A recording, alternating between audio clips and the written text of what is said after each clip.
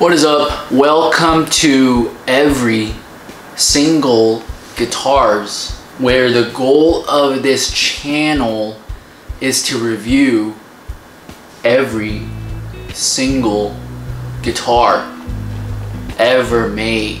So far in this channel, I've reviewed couple Gibsons, couple Fenders, but typically the guitars I've reviewed so far have been a little bit older guitars, you know, before 1985, I'd say. Today I have a 2012 Gibson Firebird model.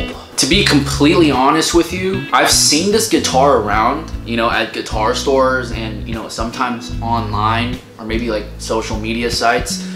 And I always thought that the Firebird model was a relatively newer Gibson. I always thought that the main Gibson guitars were, you know, obviously the Les Paul, and then the SG, and then, you know, the Les Paul Jr. I thought those were, and then like, you know, there's like the ES335, but those are for like, kind of more like hollow body stuff. So when I saw this guitar like on the stores or whatever, I always assumed that it was a, you know, a newer release by Gibson. Kind of like how Fender released like, you know, the Telecaster Deluxe Parallel Universe or Universe Parallel Edition. I think that model was released within the past like 5 years. You know, they like try to mix the old Fender guitars and then they try to incorporate like the newer ideas, hence the new Parallel Universe Deluxe or whatever. So I thought this was like Gibson's concept of that. You know, after doing some research on the Firebird, I did not know that this was released in the 60s originally. That really surprised me because,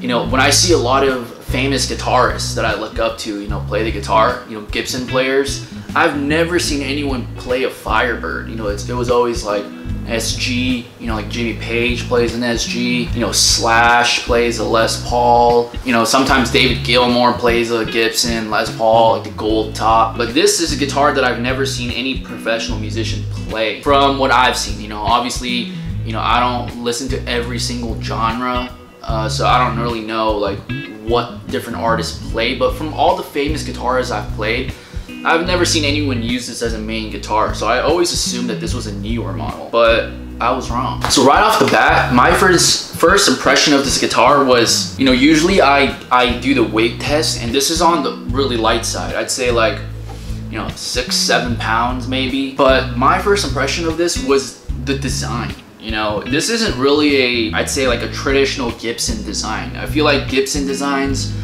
they tend to be on the more like symmetrical, more balanced type of design, kind of like an SG. You know, if you like split the SG in half, it's pretty symmetrical. Gibson Les Paul, you know, I mean, this side is different from this side, but that guitar looks pretty balanced as well. Same as the ES335, but this is like a completely unusual design that Gibson does, in my opinion. It kind of reminds me of like a Jazzmaster, like, you know, Jaguar type of guitar, like an offset body type. So when I saw this, you know, I really did not know what to expect.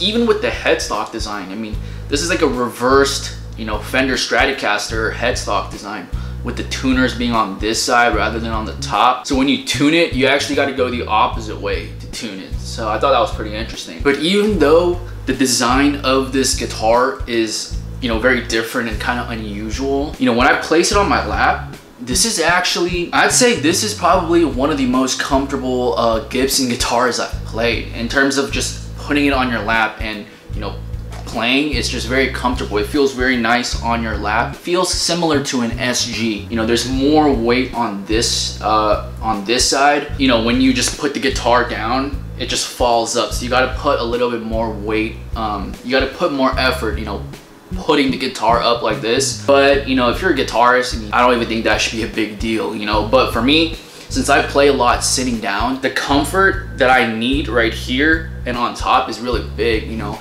Even though I like the Les Paul standard and the custom dirt body designs, when I put it on my lap, it's just not comfortable at all. So that's one of the big reasons why I'm hesitant to purchase like a main Gibson Les Paul, just because of the comfort, to be honest. But this is very comfortable. I mean, on the lap, it feels very natural.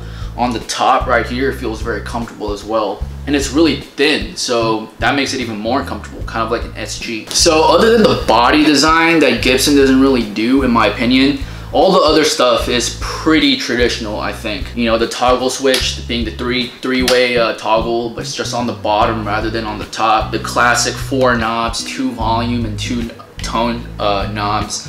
And then the 2 humbucking pickups, you know, that Gibsons are known for, as well as this bridge design that, you know, Les Pauls have. The neck, I mean, the headstock shape is different. They copied more of a Fender style, but a reverse. They also did a matching headstock with the body, which I thought was pretty cool. And on the back, it's just completely just blacked out. And I think that's a really nice touch. This neck, I actually really like this neck as well. I'd say it's on the fatter side, but not too chunky. It's kind of like if you played a 2003, 2004 Gibson Melody Maker, it's the same kind of neck profile as that. I can't really describe it, but Melody Makers, they're not really known as higher end guitars, but the 2003 to 2005, I believe, that specific model of the Melody Makers, they're very highly sought after and they're very good, very quality guitars for the price.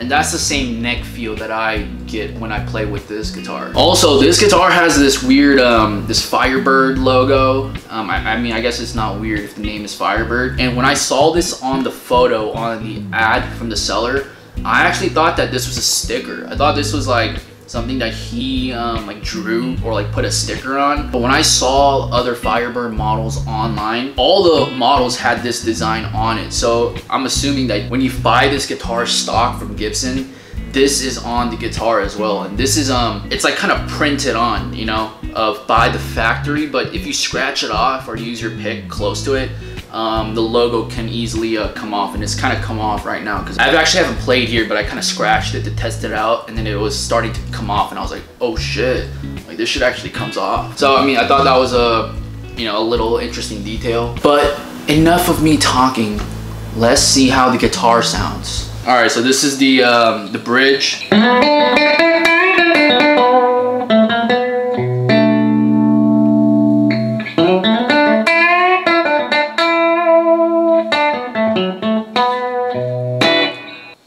Middle.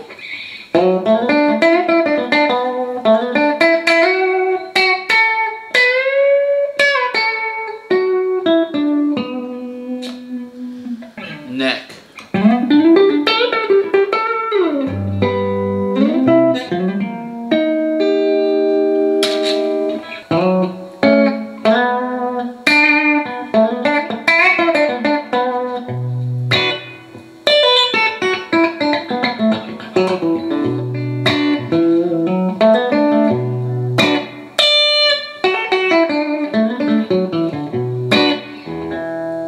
Try a pick.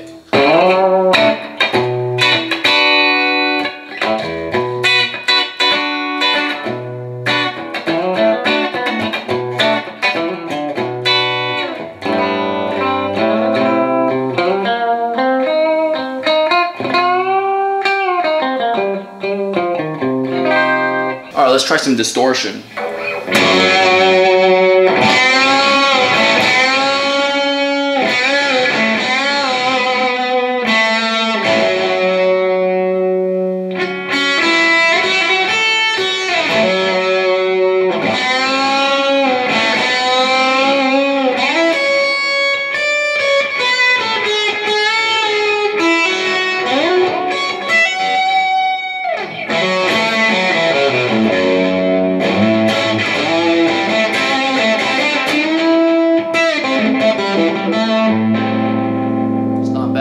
Not bad at all. Another thing I really like about this guitar, and that makes it really comfortable to play, is the neck scale is a lot longer than a standard guitar, I think. My main guitar that I use is a Strat. If the first fret on a Strat feels like right here, you know, this feels like this part shouldn't even be here, if that makes sense. This should be the standard length, but this is a bit longer.